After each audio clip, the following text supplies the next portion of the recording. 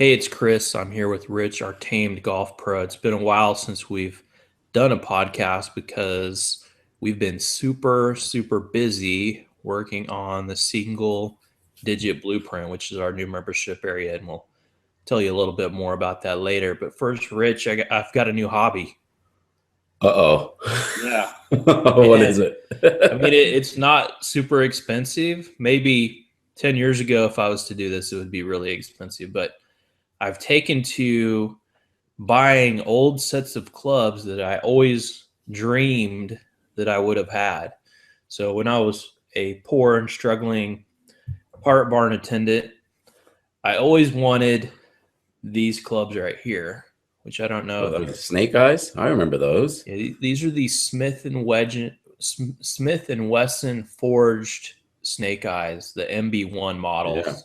Yeah. And You I know, funny you remember, say that because I was looking at eBay the other day. I was looking at picking up a set of blades that I had when I first came to the US. It was like 90.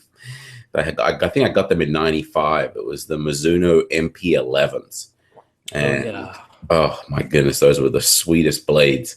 And they got stolen. So I've been looking on eBay recently and I'm like, man, I just wouldn't mind just having that sitting in my office if I could find a set that's in decent shape, which would be hard to find. I But mean, it looks like the guy that had these didn't even hit them. I mean, they look well, brand why don't you new. show them your current blades? You've had them for what, 10 years? And Yeah, they probably look brand new too. I think Lynn actually bought those for us, I think, at a discount. And God, what was that, 10 years ago, Yeah, maybe? it's been a while. Yeah, I think you could buy that set of Titleist for about $48 now for a complete set. Which is Yeah. funny because you look at Brent Snedeker's bag and his putter is valued at like $11. I And mean, that's the he's thing though. he's one of the best putters on tour. Yeah, yeah. I mean, it doesn't matter with putters. I that's one thing I don't get rid of anymore is a putter because the technology, it doesn't matter. It won't change. So, I mean, we can add in like certain inserts or the roll groove technology, but the putter itself doesn't necessarily change. So, Which brings up another point. We should probably invite Adam Scott over to your garage so he can find a new putter. I've He's got gonna have to give that thing up I got the soon. Futura X, exactly what he used to use, in a 34-inch. So, Yeah, yeah. he's a little I was thinking about that. pretty tall guy. Who I think is going to have the biggest trouble with that? Keegan. Putting aside Tim Clark for health reasons, because I don't know if he can do it with his back. But Bernard Langer, if you look at Bernard Langer, Oh yeah, he's been using that senior tour, forever. yeah, but what he's done on the senior tour has always been with the long stick. So he's the one I'm interested to see how it will transpire next year because Kind of curious though why Adam hasn't switched, and I'm thinking it's because it's a money issue. well, he doesn't have to. He's Well, got he till the doesn't end of the year. have to yet, but I mean, if he just goes from that to a different putter at the beginning of next season, I mean, where is he going to be? It's going to take him a while to. Okay, so this brings up a point that we haven't discussed, so I might as well share it with you. So he brings out Steve Williams at the U.S. Open out of retirement to caddy for him, and he shoots 64 on Sunday and has a pretty good tournament the whole week. Right. So no one's talked about this, but they always, when you look at Tiger and they're talking about, instruction swings and all this stuff, all this other stuff. But could it be he actually needs Steve Williams back on the bag? I mean, Adam Scott's had a horrible Adam year, or Tiger? but Adam Scott's had a horrible year this year and hasn't done anything. Arguably has the best golf swing on tour, I think. I'm just saying, I'm putting it out there that, maybe instead of looking at swing and instruction, and maybe he just needs to put Steve Williams on the back. Well, I mean, if he's retired, that's the end of the game, right? I mean, he just did this as a favor. I think he's gonna be on the bag for the rest of the majors this year. Okay, so he wants the big payout, which he Well, got. oh yeah, you got it. I think What does a caddy get? 10%? that used to be. That used to be the old system, 10% of the earnings.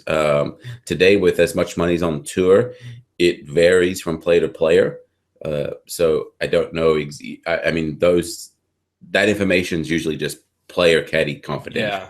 Tiger probably just gave his guy $500,000 a Well, year. he's the one that used to change. He changed it from a percentage to basically here's a base and then here's incentive He bonuses. got 10% of Tiger Woods from 2000 to 2010. He knew what he was doing because the guy would have retired in 2005. He Well, would have that been was the like, thing. I got plenty of money. I'll see you later. Yeah, and that was the thing. Steve Williams was the highest earning athlete out of New Zealand and didn't play a sport. So, Well, I mean, one could argue that being a caddy is oh, extremely I important. don't disagree with you at one bit with that. I think So, they're integral parts. If you talk Jordan Spieth, I mean, he talks about his team, and his team is being a caddy. So, no, I totally agree with that. well, that kind of leads us into reasons you aren't getting any better. And I'll bring the mic a little closer in here. Might make some noise.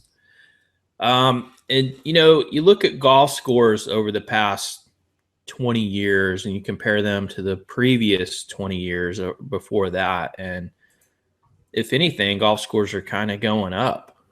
The technology, we have so much access to technology, and the golf courses are in way better condition than they were 40 years ago. There's no question about that. The equipment is second to none. Even crummy club companies, the technology is better than the best clubs back 30 years ago. There's tons of research done on the clubs. I mean, you can go online and look at the people actually test golf clubs, and they give you the reports and the results and all that for them. So there's really no excuse equipment wise why people's scores have not gone down. So Rich and I have compiled kind of a list here. And It started at a top 5, and then it went to a top 10. And what do we have on there now? 15. But I think I mean, we had 14, and then you added caddies, so caddies is 15. But I think, Rich, why don't you tell us, like, where do we start in figuring out? Because I mean, what we're going to do today is we're going to ask you, the golfer, the listener out there. You're going to have to assess yourself. You're going to have to ask yourself some hard questions today. Why are you not getting better? Why are you where you are and you're not improving? Now, Rich is a scratch golfer, and I'm always, all the time, busting his balls. Rich, why don't you go and play in these professional tournaments? Get out there, do it, push yourself. And of course, he's a pretty busy guy. He only plays golf 4 days a week, so it's kind of hard for him to get out for those additional day or two to play golf. But seriously, ask yourself, why are you not getting better at golf? I think prior to this list, that is going to be the hardest bit about it, because it's like an identifying a problem. Some people don't understand that they have a problem, and then they don't know how to identify what that problem is sometimes. And I think that's what the golf industry feeds upon, is people don't know what's wrong with their game. So they're always looking for something every single day. I mean, there's some of our other membership sites out there. I think Revolution Golf, they do an excellent job, but it's just random stuff all the time. Yeah. And it's kind of feeding that, that mentality of like, I don't know what's wrong, so I'm going to throw the whole kitchen sink at it. Yeah, it's like info overload. The cupboards and the cups and the dishes and the forks. And I'm going to try to figure out what's going on. So, Rich, what do you think? How do they get started here? So we've compiled a list. So I guess this would be the if we just outline the top 10 list first, and then we'll also put it in the comments below, and that way they can get a visual. Have a looking at this list and just to identify what areas that kind of attain to their game, what they're at, what they have issues with, because they may find that 9 out of these 10 they're good with, but there's that one underlying component that's stopping them from taking them from what their level that they're at right now to the next. Yeah, I mean, it could be any number of things on this list, or a combination, or just one. So first, let's start out with, you're going to have to admit that you have a problem.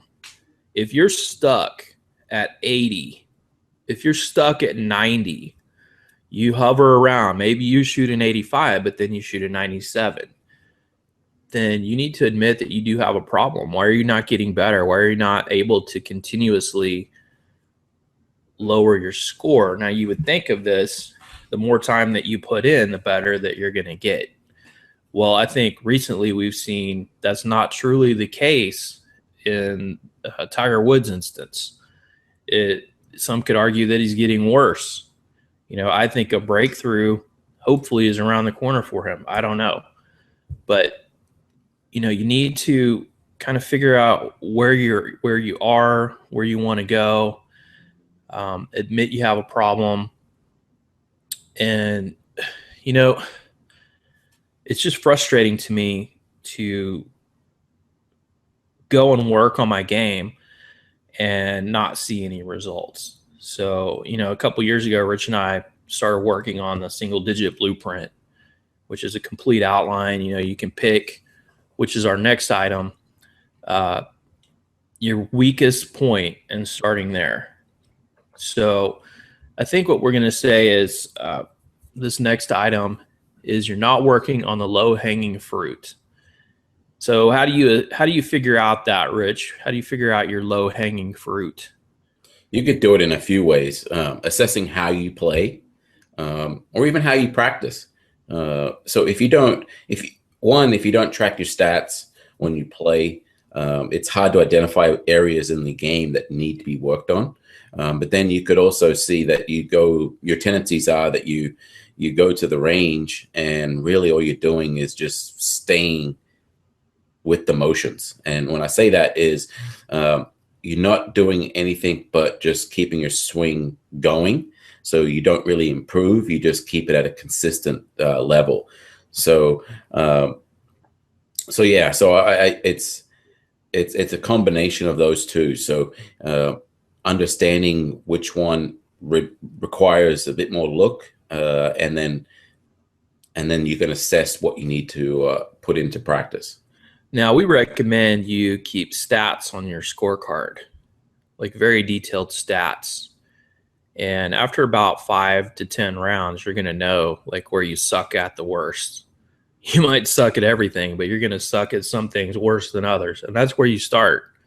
You start at the really difficult things because that's where you're going to see the biggest improvements. So that's number 2 on our list.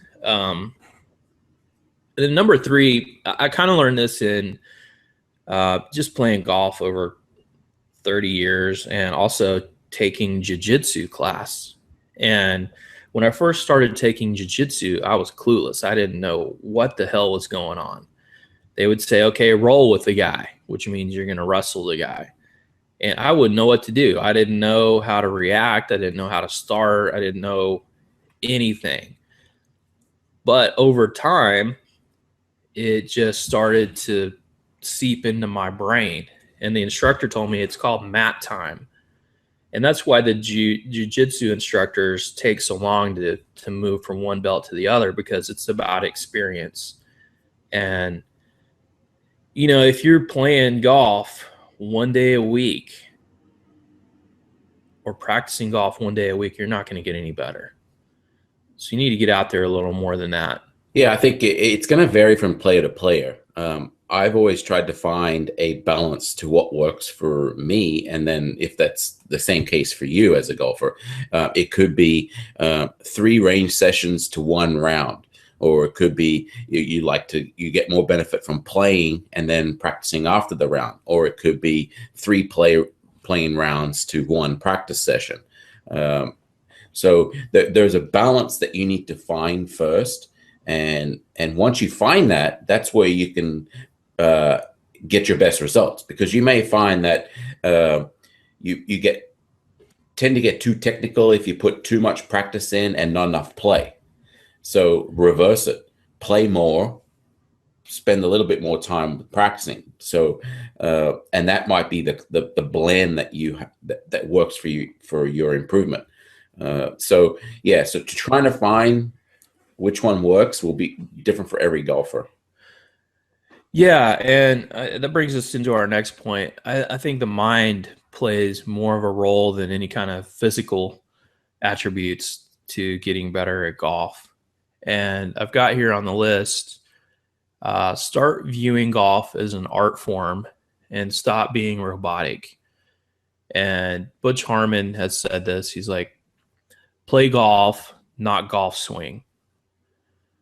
So what he means by that is um, just play the game. You know, you're not going to be out there trying to execute the perfect swing because one doesn't exist. You know, everybody's built differently. So maybe stop chasing that. But everybody should view their swing as their own art form. Rich is built quite differently than I am.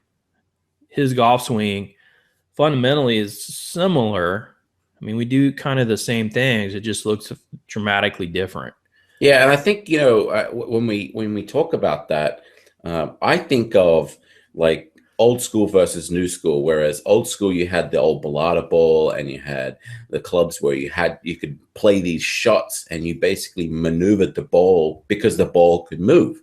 Whereas today's form, it's with the current ball, it doesn't move as much. So players that just have this, they want this picture perfect swing, the ball to go straight, high, long. And so it's like we've shifted from old school to new school when it comes to technology, but we're also changing the way we look at swings, and we identify with the guys on tour and try to mimic their swings as being the picture perfect ones. When Well, I mean, let's just be brutally honest. Bubba has won 2 majors. Jordan Spieth has won 2 majors.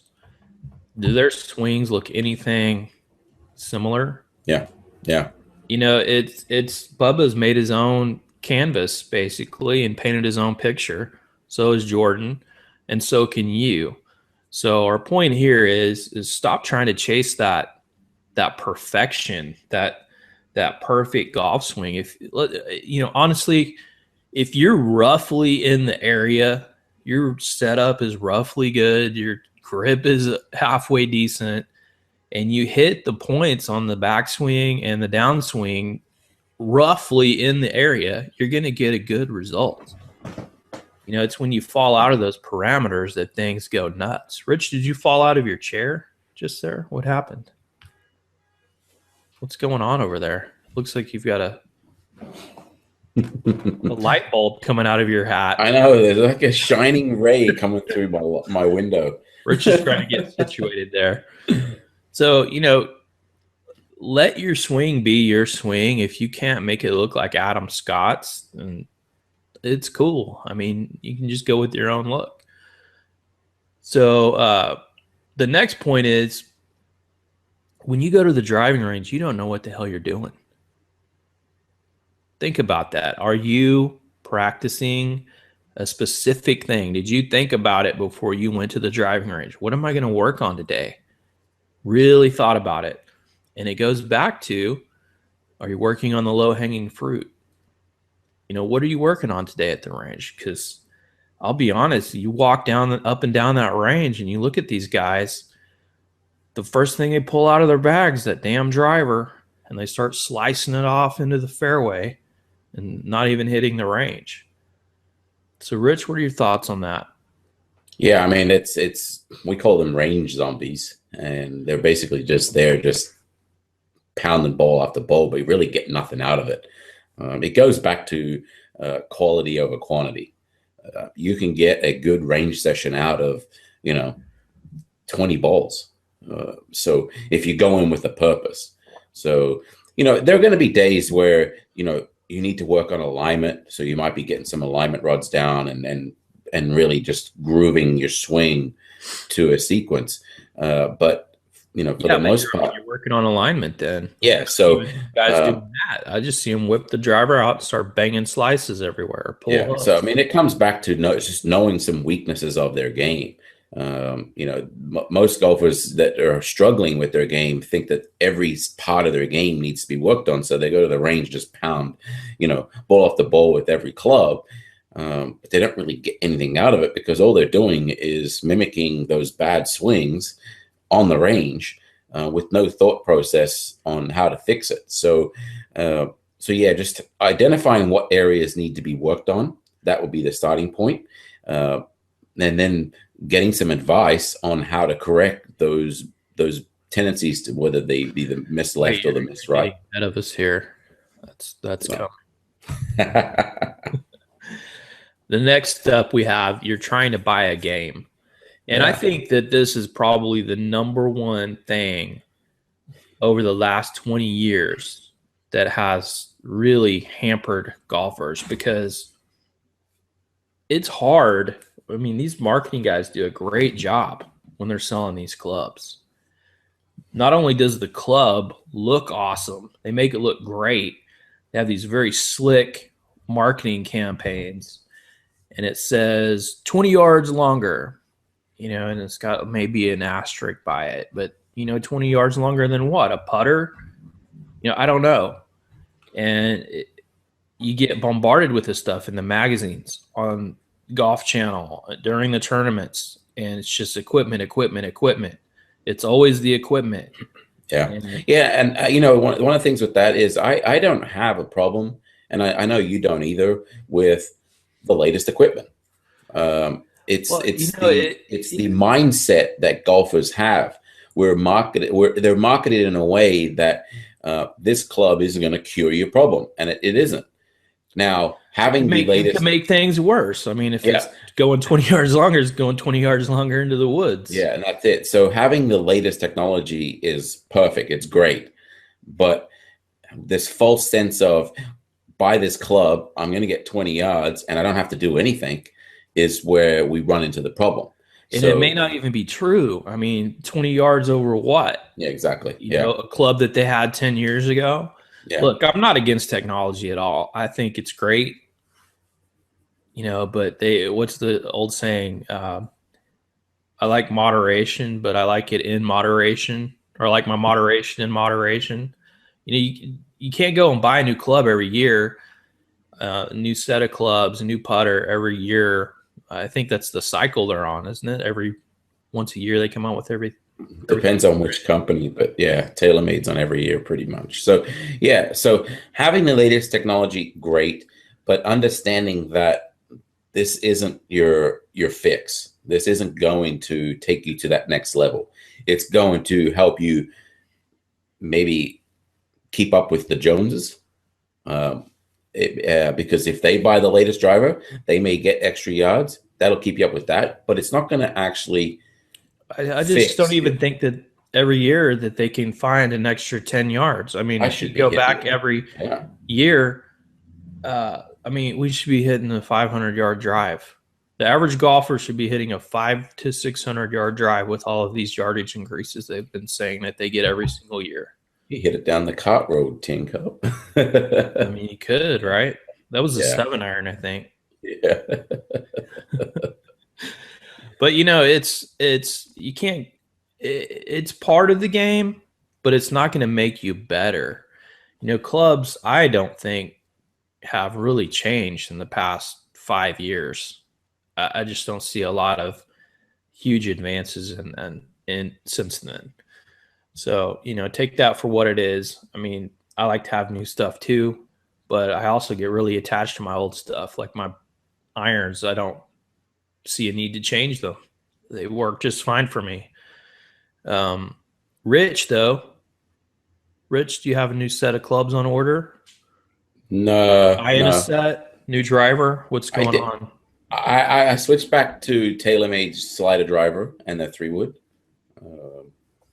Really, just because they're cheap now. So I mean, and that's the marketing tactic that they instill in you, is that you feel like you have this inferior club now. It's only a year or 2 years old, but the way that they market the new clubs is like, that stuff is they make it look horrible. Yeah, like why are you using that old crap? The Yeah. last So year was like the best thing ever. yeah. So I would tend to get a head on a driver that I like, whether it be, a couple years older, but put in a new shaft. Spend $50 on a head and spend $300 on a shaft, and that's what you tend to see now with guys on tour. I know Brant Snedeker's driver is like a $30 driver, but he's got a $400 shaft. So finding the shaft is, to me, shaft technology and having a shaft that you are comfortable with is the key. Well, I mean, that goes back to getting fitted, which didn't make the list, but probably should. Um, I don't see a big point to getting fitted until you have a halfway decent swing. What are your thoughts on that? Yeah. So I mean, it can make a difference if you're doing a consistent miss. So if I have hands low, I have my clubs bent 2 degrees flat. So if I didn't have them bent, my miss would tend to be left. So if was missing the ball left consistently, but was happy with my swing, then that's when I would go get it tested. But I've already had. I mean, I know from my I'm a standard lie, standard length, and anywhere from standard to 2 degrees flat. So I already know that that's pretty much my range. If So what you're do a you think taller about guy, that guy that had all of his shafts were the same length? interesting concept. Everything was the same length as a 7-iron from wedge to 3-iron. I get what he's doing. Do you think that he My didn't own like a shaft cutter or didn't understand how it's supposed to work? It's supposed to help you with distance gapping. No, I think he's just looking at. Uh, he was trying to repeat the same swing for every club, which I understand because when you have a shorter club, your swing is slightly different than if you have your 3-iron. So, so I understand where he's going from. My question is if this is something that is going to change the game and how you play the game, someone would have done it already. That's on tour. Well, he is on tour, right? No, he's in college. Well, think about this. How much cheaper would golf equipment be? Because then you don't need 10 different clubs.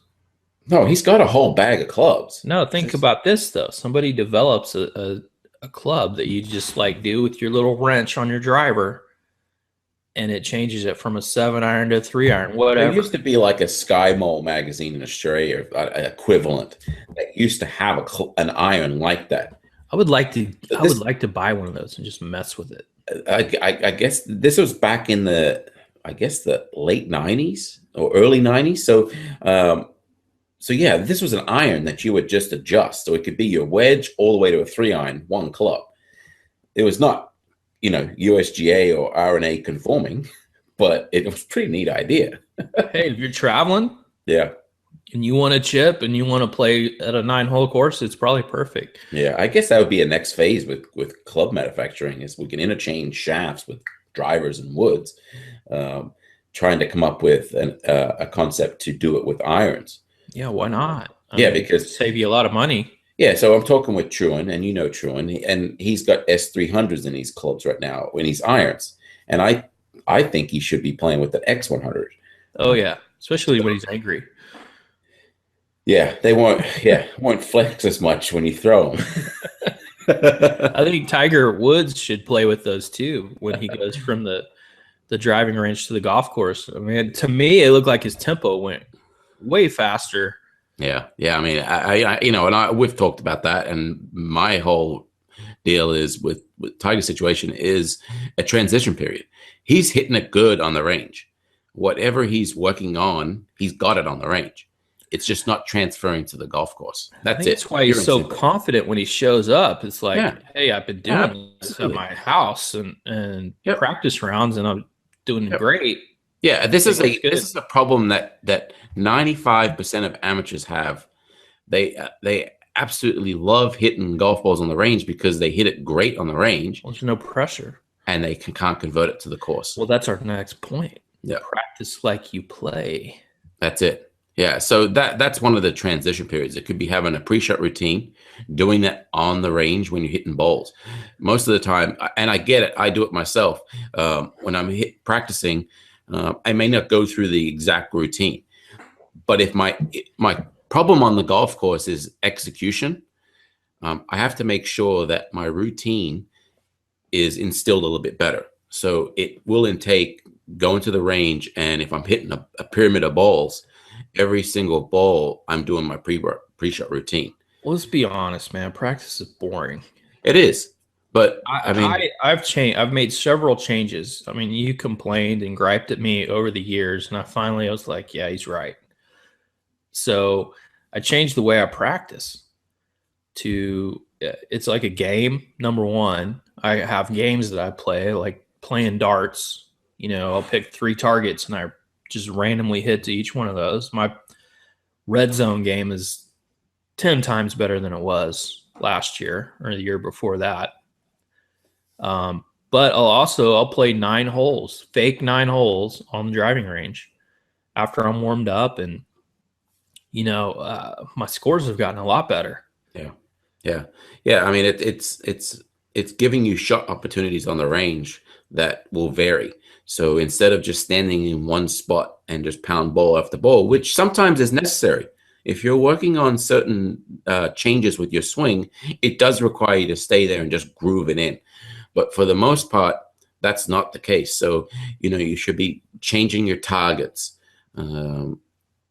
playing these games, anything that can make it interesting. When it comes to the pre-shot routine, if they found that that's where there's a problem on the golf course, you don't need to go hit a whole pyramid of balls doing the pre-shot routine. 10, 20 balls, just focusing on the routine is all you need, because you're focusing on the routine, not the actual shot. In defense of Tiger Woods and Dustin Johnson, it's really hard. It's impossible to duplicate the pressure that they feel, especially what Dustin was feeling that last 9 holes. Because, I mean, look at that guy's golf game. When he's on, I think he was number 1 in putting until that last 9 holes for the whole week. He was? I think he was. And then the previous day said he didn't miss a fairway, right? Fairways. I knew about the fairways. He was on par with hitting the driver. He's hitting every fairway, and he's number 1 in putting. There's nobody that's going to beat that guy. Yeah. It's just impossible. But I think the pressure got to him, and the pressure beat him. Yeah. I don't think speed beat him as much as the pressure. But, you've got to put yourself in uncomfortable situations to learn how to deal with that stuff, because just going from the practice range, I'd bet most golfers, half of them are super nervous on the first tee. Yeah. And there's no TV cameras out there. There's no money on the line. Yeah, it's trying to identify, because every person's built differently, and it could be from a work situation to whatever. Trying to identify that pressure situation and finding ways to mimic that. It's difficult. It's going to be difficult for a pro to mimic that pressure situation when they're practicing, because their pressure is so high and intense that it could be difficult to mimic in your practice session. But for the average golfer, I mean, I think put himself out there he's got to play in golf tournaments to learn how to deal with that. And I think that's the big breakthrough Jordan had at the Masters that really helped him in this one. I mean, he double bogeyed 17 and he came straight back. And So when I talk about creating pressure situations in practice, you like doing the play 18 holes on the range. I actually like to, if I'm hitting a particular shot, it's like you go back to your putting. You're going to putt, 20 balls. If you don't make 20 in a row, you're going to start over. Applying that same pressure when you go into the range and hitting, say, your 7-iron.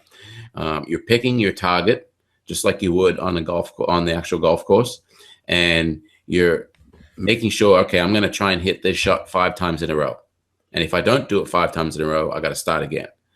Yeah. So it's just trying to create that not necessarily pressure, but it's creating that same element that you're going to be faced on the golf course. And another way to do this too is actually when you're playing golf, let's say you're just playing for fun, is to count every stroke. I know a lot Yeah, of guys will be like, hey, I want to hit a mulligan. Well, okay, hit your mulligan, but play that first ball that you hit yeah. all I the way call through that. to the end. Yeah, I call that the grind effect. Keeping score makes you grind, and when you grind, you stay in the game. Well, I don't even know that you have to keep score. I'm talking about like when you screw up a shot, play it all the way through the hole, and then score Right, it. right. Yeah, I mean, if you hit it in the water, take a drop, hit three, and try and grind. You're grinding your way. You're trying to get. You could still make par.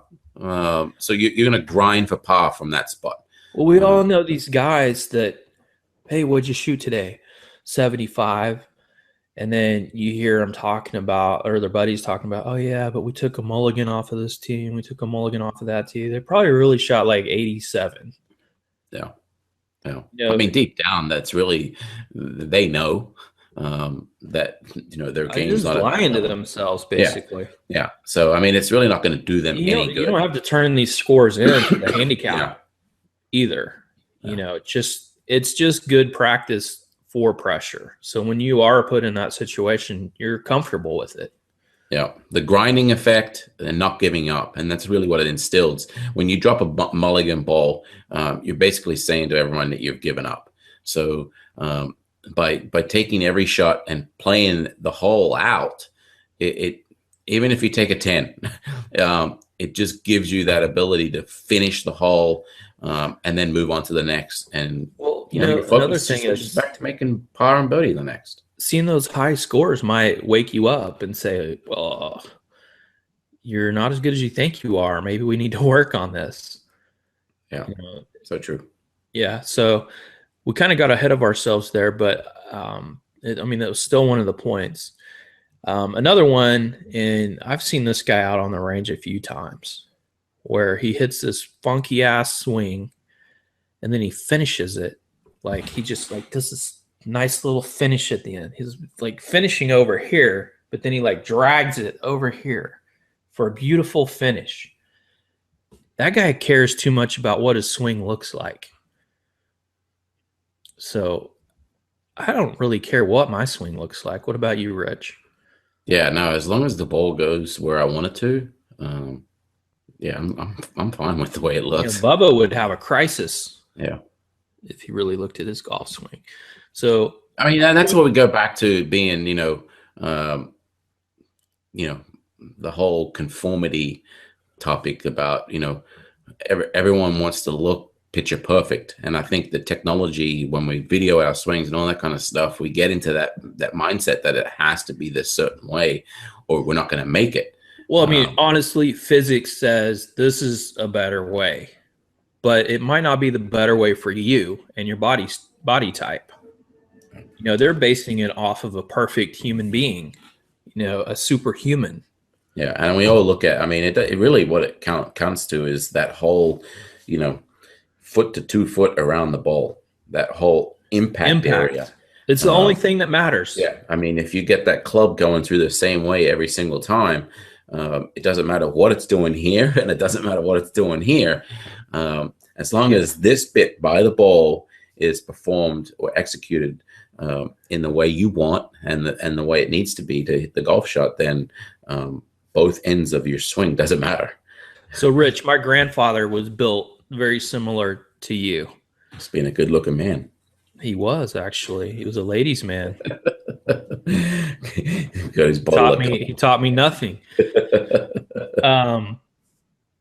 But he could maybe hit his driver 200 yards, and he was a scratch golfer. Yeah. His swing was a joke. I mean, it was so short on the backswing, and it looked like he was just playing Texas wind shots every single swing. In fact, in the fairway, he would aim for sand traps because he had to. I mean, he had to find something to stop the ball close to the green, and then he would nail it. Like, I mean, he was a sand genie, but he didn't care what his swing looked like, and he was a scratch golfer, and he didn't hit it that far. So I think people are trying to compare themselves, to all these unattainable things physically, because he wasn't a big guy. He was older. I mean, he was strong, but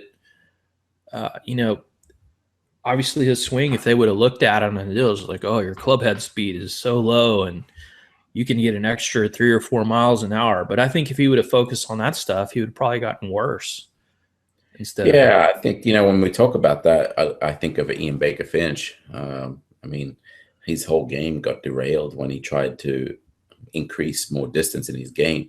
He didn't need to do anything. The guy was amazing. Yeah. Yeah. And I think, look, technology is great when it comes to tracking your swing, and you're able to optimize it to get, certain angles to get you more distance. But don't try and think that that's what you need to do. Because, I mean, when you look at it, Dustin Johnson hits it a country mile, but he didn't win. It really came down to on the putting green. So, distance is a key factor, but it's still not everything. It makes things a lot easier, I can tell you. But, you got to get out of this mentality of trying to obtain this perfect swing, because you might not be able to physically do it, number one, which brings us to our next point. You aren't in proper golf shape. So, in our test groups and in the students that we've had that have bought our golf fitness programs, the number one thing that we focus on is flexibility. The second is balance.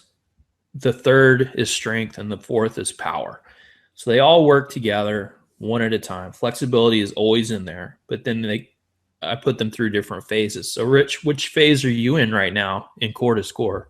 So I'm back on the core to score, and I'm doing the strength phase. So it starts with foundation, strength, and then it switches to power. So in foundation is a lot of balance stuff.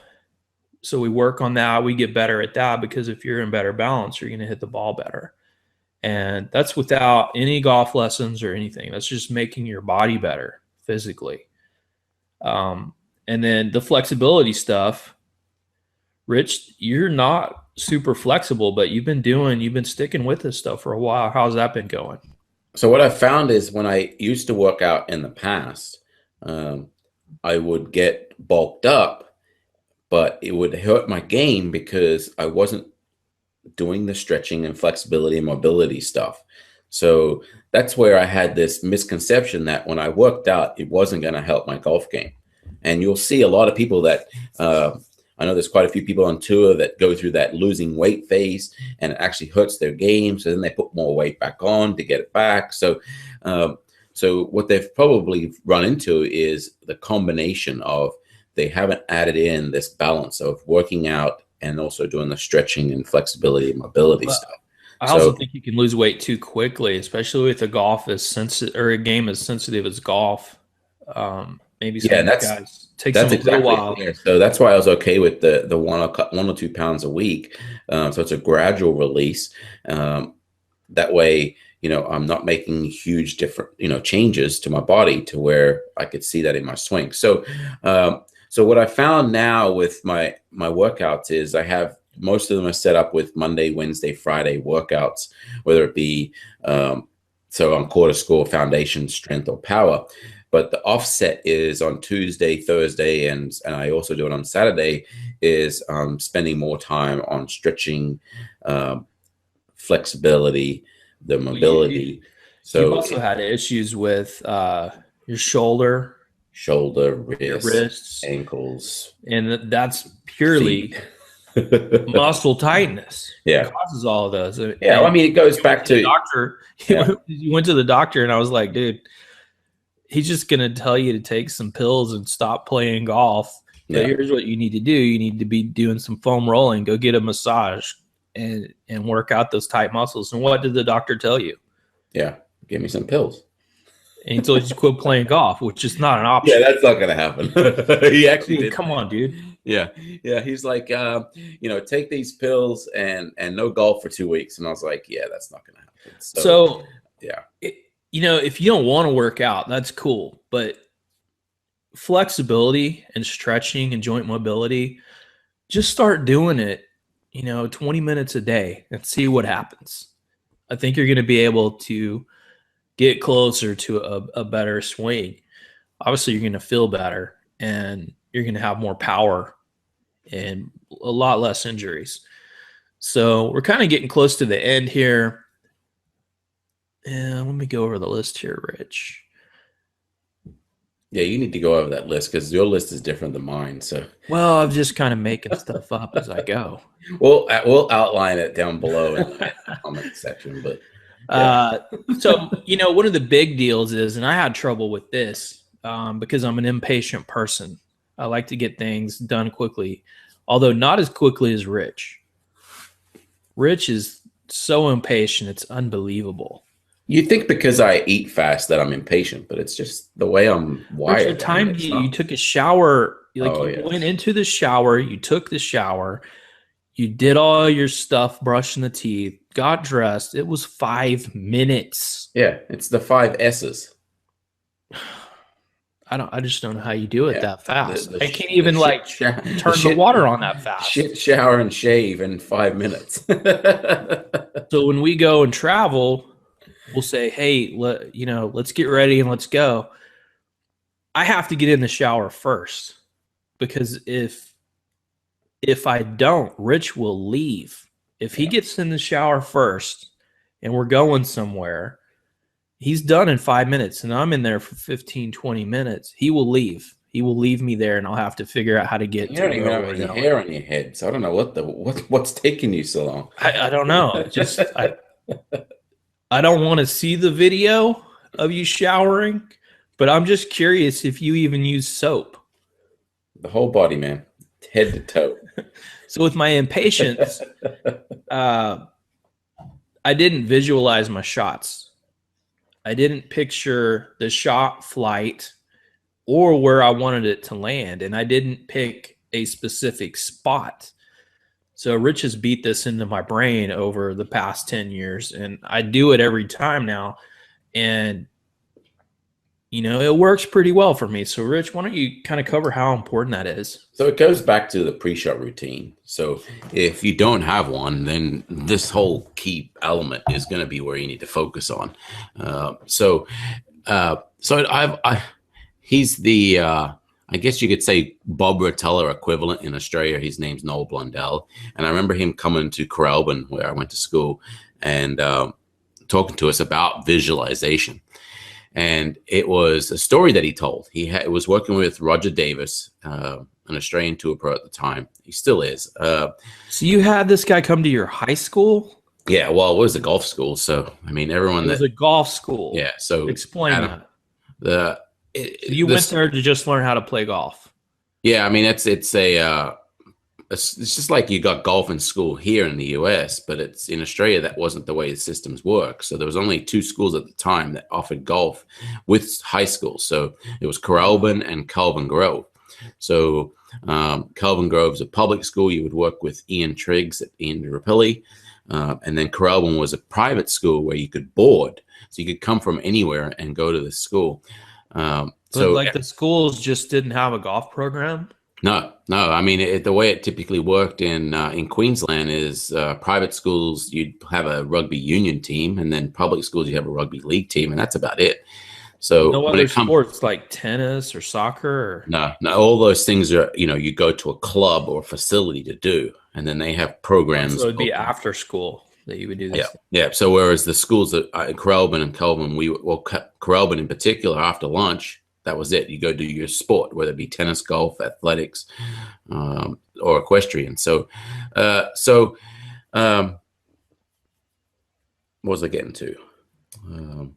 So Noel Blundell came to our school and talked about visualization and working with Roger Davis. He was on the range with him one day, and he was hitting golf shots at this shed that was at the back of the range, and it was going. His shots were going a little right of the shed, little left of the shed. Nothing too shabby.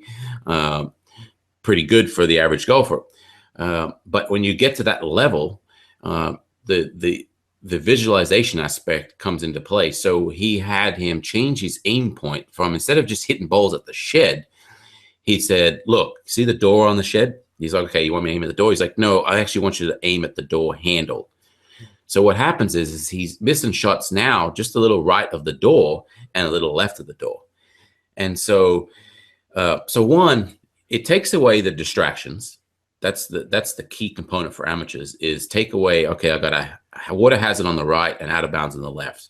Visualization allows you to take away those distractions, but it also narrows in your focus. So if my target is the fairway, then if I miss it just a little right and a little left, it's really not that bad of a miss. But to be honest, if you were to bring in your target to a more narrow focused point, then your misses won't be as bad. So integrating your visualization, a component of the pre-shot routine that most amateurs don't use is trajectory. And you may not know too much about it with your game, but it is important to learn, okay, this club, if I hit it this way, will go a certain height. Because and I think you and I are kind of blessed with that, because where we live, it's so damn windy here. But being able to control it, it doesn't matter if it's in the wind or it's not in the wind. That's what that was going to be my point, is we kind of learn how important it is. Whereas in California, you might not appreciate it as much. It could be anywhere. But I think most people don't look when they're looking at their pre-shot routine. They pick a club, but they don't really look at, how should I flight this? Because it could be a windy day. It could not be a windy day, but it could be where the pin placement is. Yeah. It could be where you need to flight it higher, just for the fact that the pin's cut right on just over on the right side.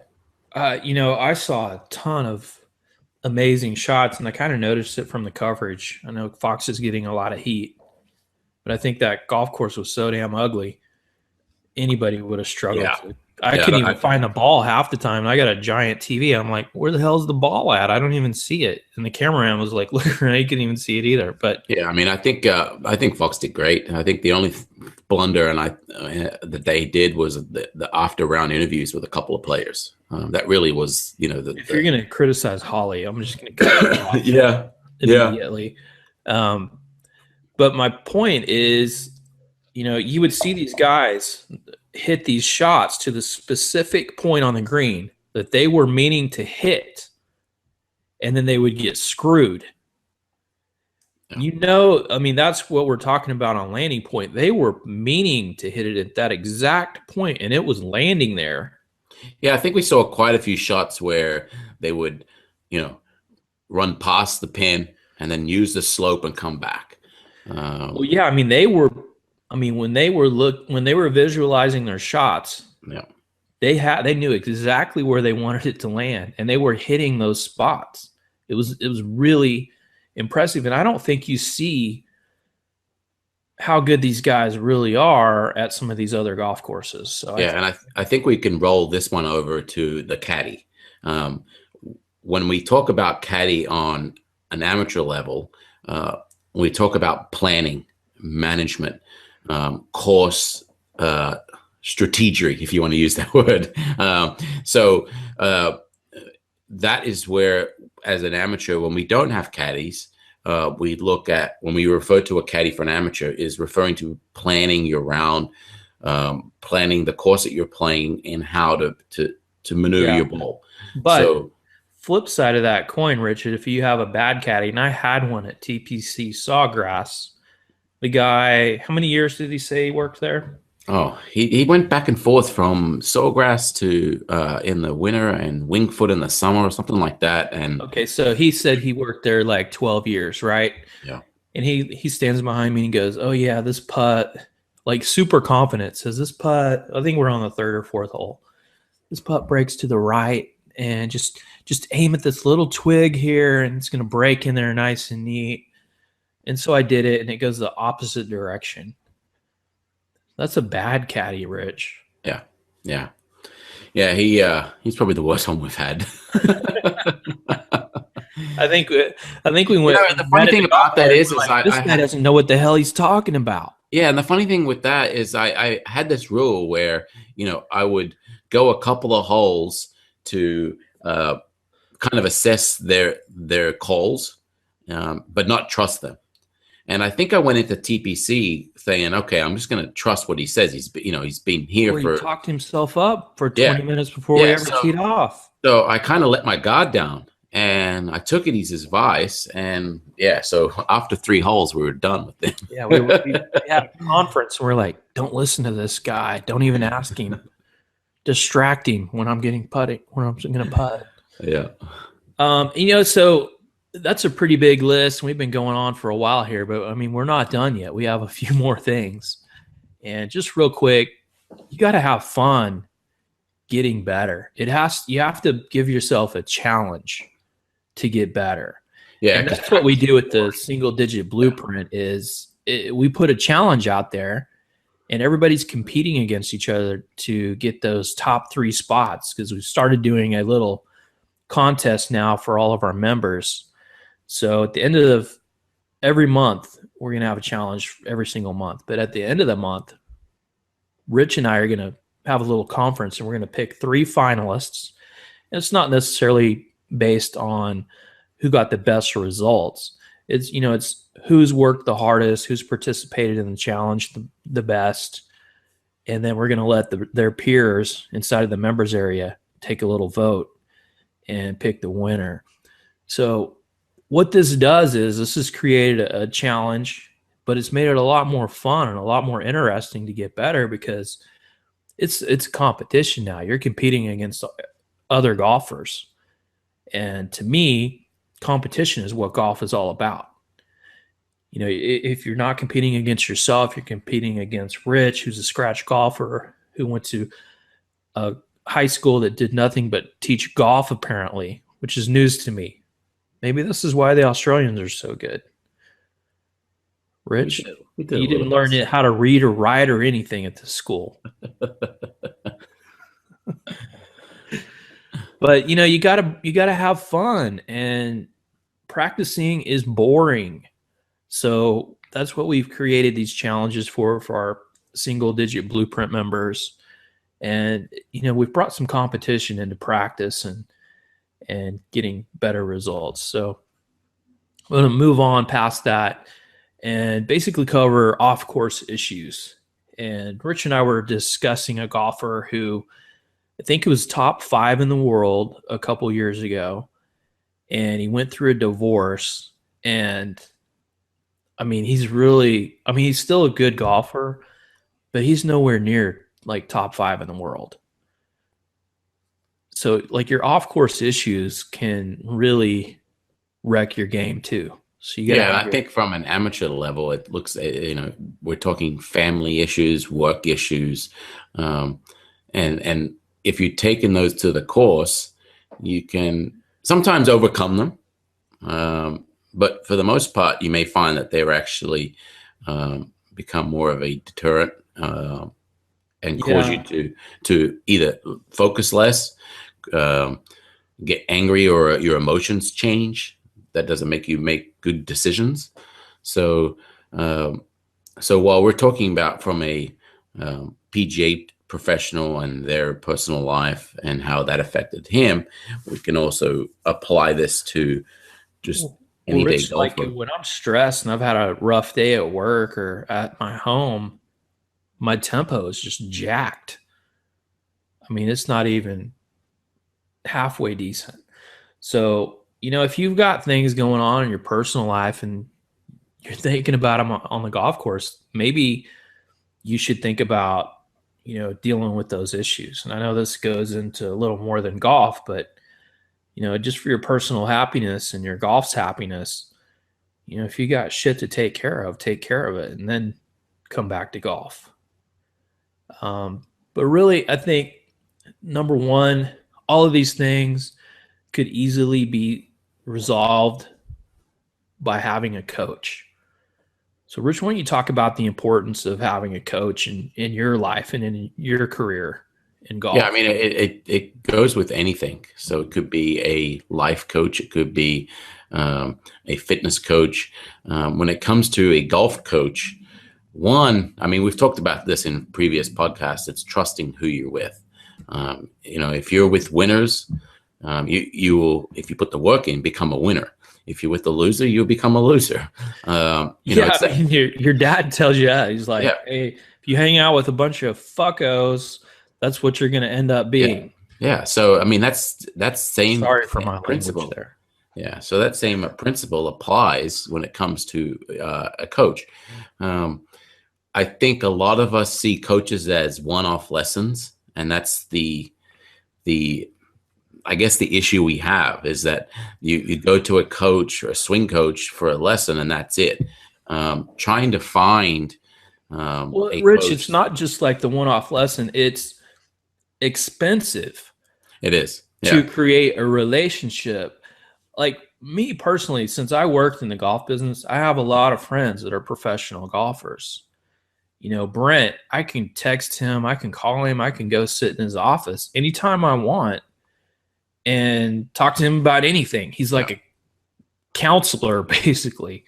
But, when it comes to golf, I can ask him something and boom, it's like that. Most people don't have that kind of relationship, which they need with their coach. And I think that's what you and I are trying to solve with the single digit blueprint, with our mastermind on the Facebook, private Facebook page. Yeah. So they don't have to spend near as much as they would with just hiring a coach, but they get a complete plan on what to do. Now, it's always good to have someone be a third eye or a second set of eyes. Yeah, I mean, that's what. So you get a one-eyed golf coach. He's a pirate. That's probably why I don't hit the ball so straight. And that's the thing. The great thing about technology and how we can use it